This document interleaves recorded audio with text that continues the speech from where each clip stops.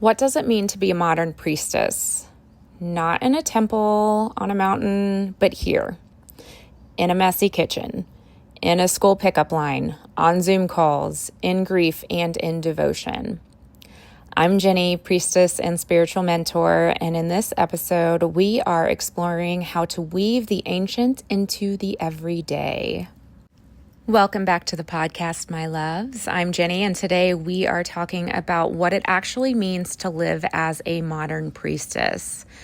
Not in some idealized version of life, but here, as mothers, as partners, as women navigating real life with real responsibilities, and still feeling the pull of something sacred. If you've ever felt like you have to choose between being deeply spiritual or deeply human, then this conversation is for you. Priestesshood is not a costume, so let's start by dismantling the illusion. Being a priestess is not about dressing in white, although sometimes we do. It's not about doing rituals every full moon or escaping to Bali. It's about presence, devotion, embodiment. The ancient priestesses weren't just performing ceremony, they were also tending to life, to death, birth, blood, grief, joy. They were midwives of the sacred in the mess. To be a modern priestess is to remember that nothing is separate. Your morning coffee can be a ritual. Your boundaries can be a prayer. Your voice, especially when it shakes, can be holy. One of the biggest mistakes I see in the spiritual world is chasing an aesthetic, trying to be high vibe all the time, or waiting to feel ready before you offer your gifts. But the priestess path is not about waiting until life is calm. It's about integration. The whole thing is about integration and embodiment. I have led ceremonies while bleeding, mentored women while in the depths of my own grief, and shown up to teach with a toddler screaming in the background or nursing on me.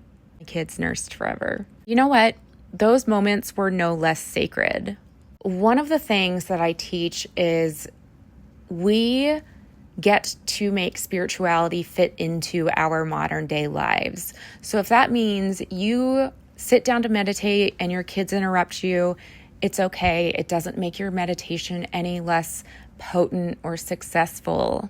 This is what we're meant to do as modern day priestesses and divine feminine leaders.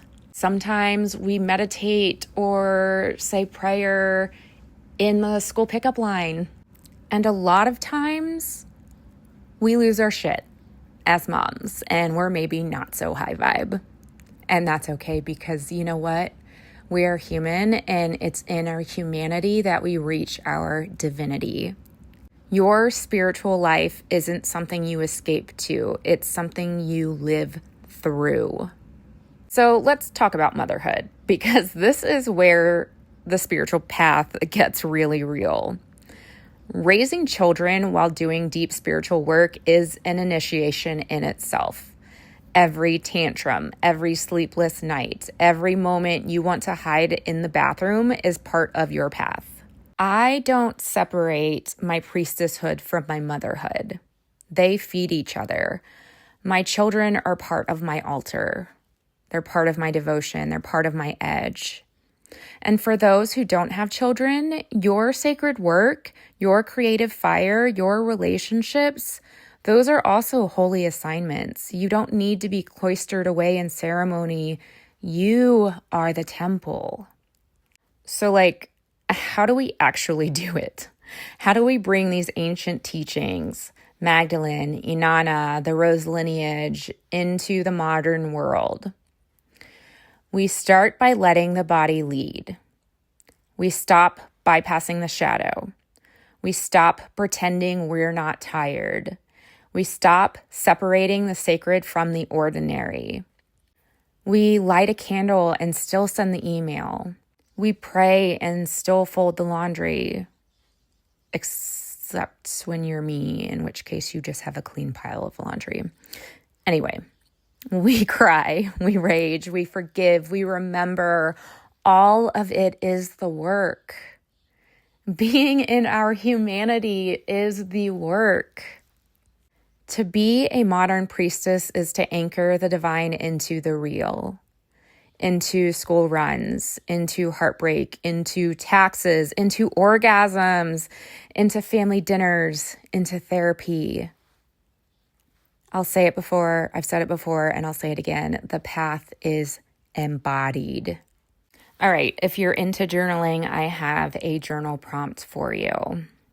So go grab your pen or open up the notes app in your phone. The prompt is, where in my daily life have I been separating the sacred from the ordinary? And how can I begin to reclaim those moments as part of my priestess path? If this episode stirred something in you, if you felt seen, softened, or sparked, then you may be ready to walk deeper into this path.